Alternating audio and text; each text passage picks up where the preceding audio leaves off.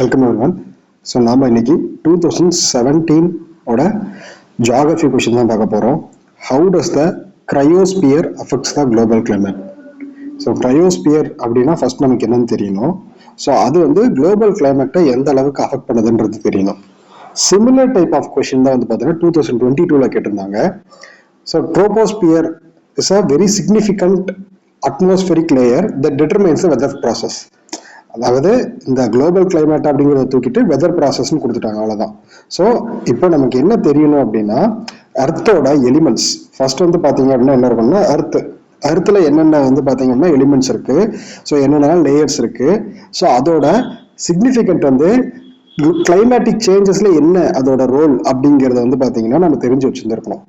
So cryosphere அப்படிங்கிறது வந்து just ice cover. First நமக்கு இதில் கிரையோஸ்பியர்னு என்னன்னு தெரியணும். Ice cover. ஸோ நம்ம லேண்ட் மேலே அர்த்தில் இருக்கிற ஐஸ் கவர்ஸ், எங்கெங்கெல்லாம் ஐஸ் வந்து பார்த்தீங்கன்னா கவர் ஆயிருக்கோ அதை தான் நம்ம என்ன சொல்லுவோம்னா கிரையோஸ்பியர்னு சொல்லுவோம். ஸோ இதுக்கும் அட்மாஸ்பியர் மீன்ஸ் நம்ம ஏன்னா இப்போ நம்ம அட்மாஸ்பியர்னு எடுத்துக்கிட்டா troposphere, stratosphere, mesosphere, thermosphere, exosphere. So இதுதான் வந்து பார்த்தீங்கன்னா அட்மாஸ்பியரிக் லேயர்ஸ். ஸோ கிரையோஸ்பியர் அப்படிங்கிறது just ice covers. So ice covers, ஓகேங்களா. ஸோ ஐஸ் கவரை தான் வந்து பார்த்தீங்கன்னா கிரையோஸ்பியர் அப்படின்னு சொல்லுவோம். ஸோ யூபிஎஸ்சியில் டோட்டலாக 2 times வந்து பார்த்தீங்கன்னா சிமிலர் டைப் ஆஃப் கொஷின்ஸ், அதாவது 2017 வந்து கிரையோஸ்பியரை பற்றி கேட்டிருந்தாங்க, 2022 வந்து பார்த்தீங்கன்னா அட்மாஸ்பியரை பற்றி கேட்டிருக்காங்க, சாரி ட்ரோபோஸ்பியரை பற்றி கேட்டிருக்காங்க, ஓகேங்களா. சரி, இப்போ நம்ம வந்து பார்த்தீங்கன்னா இப்போ 2017 உண்டான கொஷின் மீன்ஸ் கிரையோஸ்பியருக்கு உண்டான ஆன்சரை நம்ம பார்க்கலாம். நெக்ஸ்ட் வீடியோவில் நம்ம ட்ரோபோஸ்பியருக்கு உண்டான ஆன்சரை நம்ம பார்க்கலாம். ஸோ ஃபர்ஸ்ட் திங் கிரையோனா என்ன? ஐஸ். கிரையோனா ஐஸ், ஓகேங்களா. ஸோ கிரையோஸ்பியர் அப்படிங்கிறது வந்து பார்த்தீங்கன்னா ஐஸ் கான்டினென்ட்டை தான் கிரையோஸ்பியர்னு சொல்றாங்க, ஓகேங்களா. அண்டார்டிக் ரீஜன் எங்கெங்கெல்லாம் ஸ்னோ கவர் ஆயிருக்கோ அதை வந்து பார்த்தீங்கன்னா கிரையோஸ்பியர்னு சொல்லுவோம். Ice continent, snow, Arctic region, Antarctic region. ஏன் snow, Arctic region, Antarctic region சொல்றோம்னா, இப்போ ஹிமாலயாவும் வந்து பார்த்தீங்க அப்படின்னா ஐஸ் கவர் தான், அதையும் கிரையோஸ்பியரிக் லேயர்னு நம்ம சொல்லலாம், ஓகேங்களா. அதனாலதான் snow covered area, arctic region, Antarctic region, இது எல்லாத்தையுமே நம்ம என்ன சொல்லுவோம்னா கிரையோஸ்பியர்னு சொல்லுவோம். ஸோ குளோபல் கிளைமேட்னா ஆக்சுவலா இப்போ இது எந்த அளவு குளோபல் கிளைமேட்டை இம்பாக்ட் பண்ணுது அப்படிங்கிறது தான் கொஸ்டின். அப்போ குளோபல் கிளைமேட்னா என்னெல்லாம் நம்ம சொல்லணும்?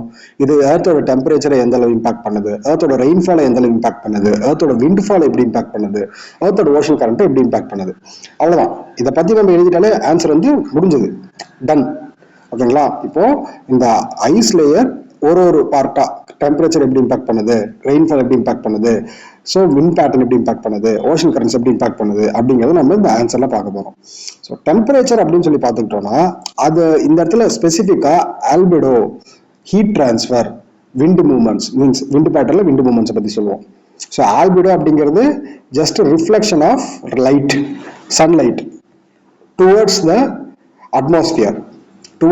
அட்மாஸ்பியர், ஓகேங்களா. Next ocean circulation. ஓஷன் சர்க்குலேஷனை பத்தி பேசும்போது நம்ம என்ன பண்ணுவோம் அப்படின்னா மெல்டிங் ஆஃப் ஓஷன் ஐஸ் பத்தி பேசுவோம், ஓகே.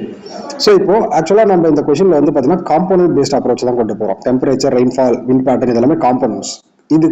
இது பேஸ்டா கிரையோஸ்பியர்ல என்ன இம்பாக்ட் இருக்கு, ஓகே. ஸோ கிரையோஸ்பியர் அப்படின்னா ஃபர்ஸ்ட் வந்து இது வந்து ஒரு சைக்கிளிக் ப்ராசஸ், ஓகேங்களா. கிரையோஸ்பியர் வந்து பாத்தீங்க அப்படின்னா ஐஸ் கவர்டு. ஸோ இப்போ ஐஸ் எப்படி மெல்ட் ஆகும்? சன்லைட் பட்டா, அதுதான் ஆல்பிடோன்னு சொல்லுவோம். ஸோ சன்லைட் ஆல்பிடோ எப்படி இன்க்ரீஸ் ஆகும்? டெம்பரேச்சர் இன்க்ரீஸ் ஆச்சு அப்படின்னா ஆல்பிடோஸ் வந்து பார்த்தீங்கன்னா நிறைய இன்க்ரீஸ் ஆகும். Means sunlight reflection, sunlight absorption அதிகமாச்சு அப்படின்னா சன்லைட் ரிஃப்ளெக்ஷனும் அதிகமாகும். ஸோ கிரையோஸ்பியர் இன்னும் மெல்ட் ஆக ஆரம்பிக்கும்.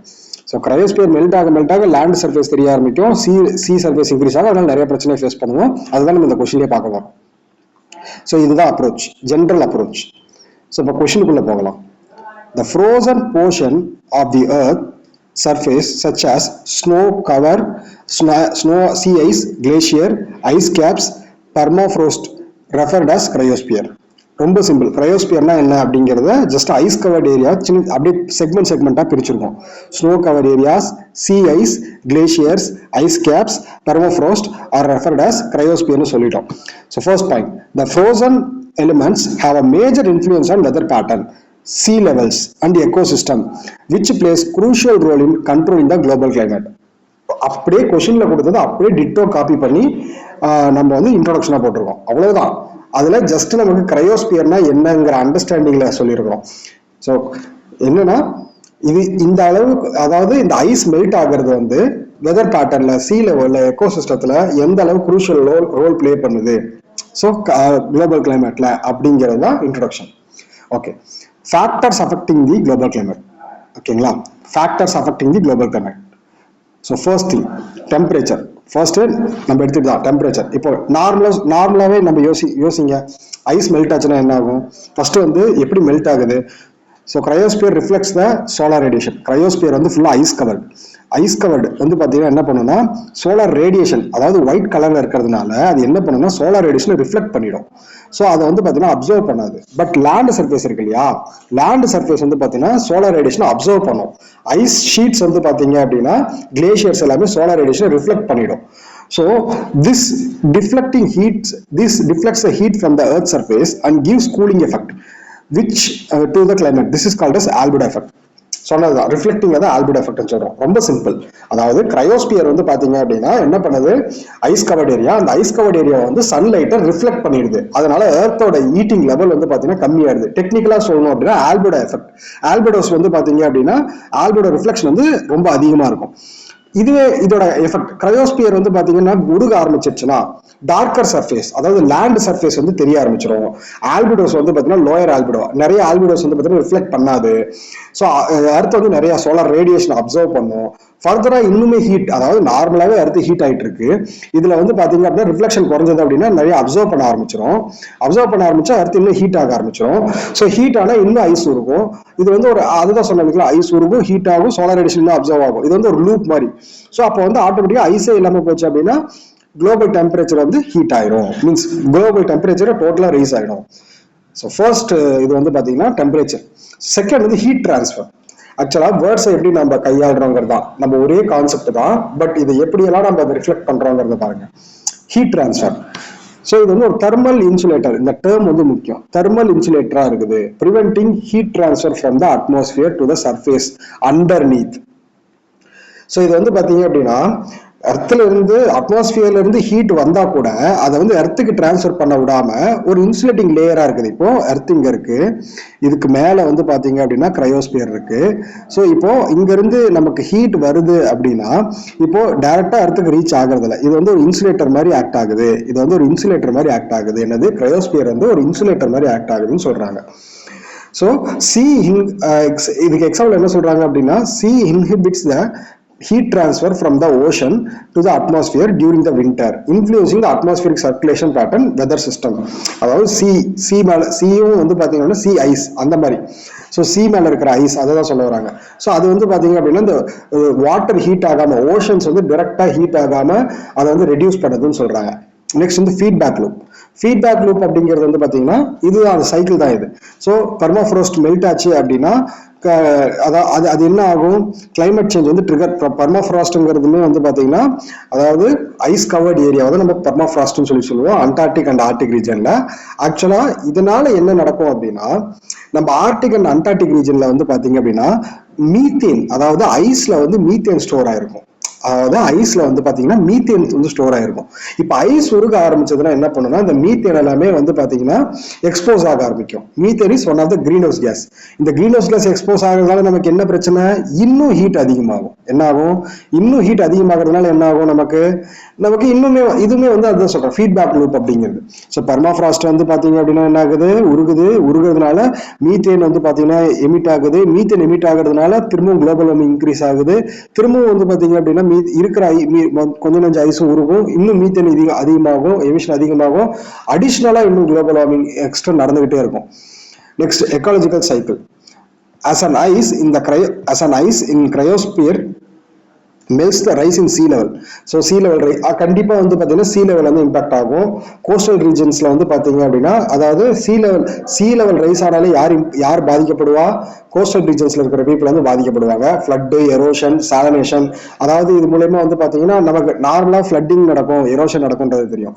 சாலனேஷன் எப்படி நடக்கும்னா கிரவுண்ட் வாட்டரை வந்து பாத்தீங்கன்னா அஃபெக்ட் பண்ண ஆரம்பிக்கும். அப்புறம் வந்து பாத்தீங்கன்னா இருக்கிற கொஞ்சம் ஃப்ரெஷ் வாட்டருமே என்ன ஆகும் அப்படின்னா அண்டர் கிரவுண்ட் வாட்டர் எல்லாமே உப்பு தண்ணியா மாறிடும்.